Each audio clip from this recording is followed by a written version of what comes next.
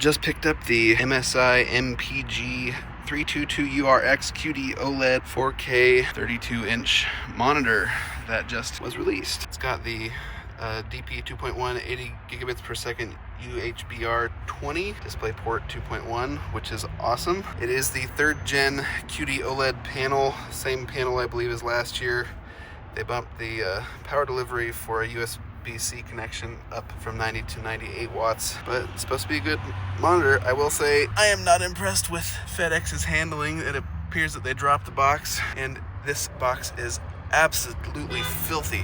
But anyway, that is great. All right, moving over to the sound booth here. Once upon a time, when I was a wee lad, my dad told me the story of one Warren Buffett, who, as some of us have likely heard, has been very famous for his extraordinary wealth and also his extraordinary thriftiness, we'll call it. The man is cheap and often has been known for not spending money even on things maybe he should have. For example, for the longest time, his rich friends all thought it was ridiculous that he didn't have a private jet. Now, obviously, that's really expensive, and Warren Buffett thought that it was a bad move with his money. So he put it off, and he put it off for years and years, and finally, eventually, he felt like he couldn't afford the time it took to live according to the whims of commercial airline schedules. So he went ahead and he bought the private jet. And after that, he, as one does, gave it a name. And the name that he decided to give this, what he felt was very over-the-top bit of expense, was the indefensible. He literally thought, there is no way of defending this. It was too much money to spend. I just shouldn't have done it. Now, over time, he did grow to feel like it had become worth the money after all, and he renamed it to, I believe, the Indispensable, which is a very convenient small change of the lettering there to get the message across. But in any case, when I originally heard this story, it was something to do with an expensive piece of technology. Over the years, technology has just gotten really expensive, particularly when it comes to things like smartphones. Back in the day, you could get a decent phone for $100, $200, $300, and it did the things that were most important. Now these days, your average normal smartphone for most people, amazingly, is $700, $800, $900,000, and that's ridiculous. Now, I come back to this story quite often in my mind because it is really relevant a lot of the time. And I gotta say, in some ways, this monitor is what I would call the indefensible part of my technological collection right now. Yes, I was having problems with the monitor I had before. There were some flicker issues going on where it would quite literally disconnect from my computer every once in a while.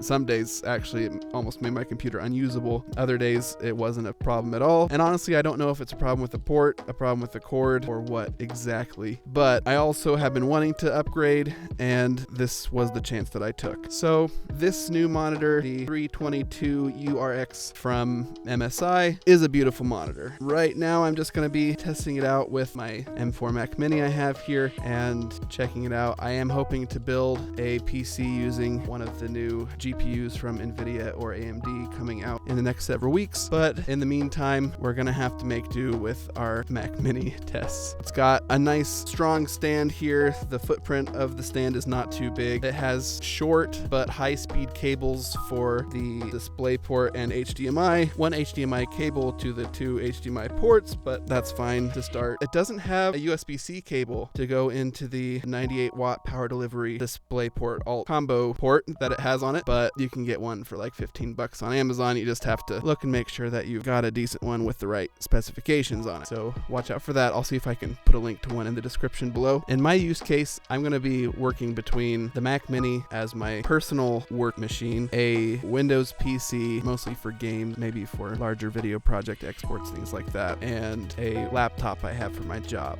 So the fact that this monitor does have one display port, 2.1 port, and two HDMI 2.1, 2.0, I don't remember, two HDMI ports, and the USB-C power delivery port with DisplayPort Alt as well. That's really nice. And it also has a built-in KVM where both the USB-C port and an included USB-B to A cable can be used, so you can use it with two of the devices you have hooked up to it. So that'll be really nice as well, and I will definitely be utilizing that. I'm really grateful to see that this monitor has turned out to not be broken in spite of FedEx's apparent neglect in their handling. It really does look like this box was dropped. I will also shout out to the particular guy who actually delivered it for me, because I had to leave a note asking him if he could drop it off at a local pickup point for me, because I wasn't going to be home for when he actually delivered it to sign, and he did accommodate that for me without any kind of charge or any real delay on me getting it, so that was really nice.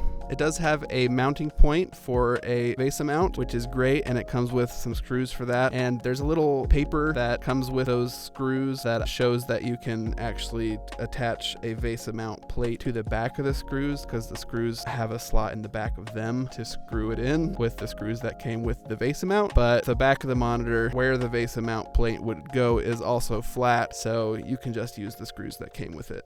That's generally what I would recommend, just in case the screws that came with your VESA mount are too long. There have been cases in the past where the screws went through and actually destroyed the panel of a TV or monitor from behind, which is just terrible. That would be so disappointing. It looks like it fits pretty well at my desk. I might lower it a little bit. We'll see. I really might have to play with my setup a little bit here, but I will say I really like how this is rounding things out here. The colors on this thing pop far more than any display I've ever had before, except maybe the screen on the M4 iPad Pro, but of course this is much larger in scale and is honestly pretty dazzling to my eyes. I'm wondering if there's some kind of vivid color mode that it comes programmed with out of the box at first, but I'll dive into that in the future and see how it goes. But anyway, thank you for watching, and keep an eye out for updates on this thing, and I'll catch you in the next one.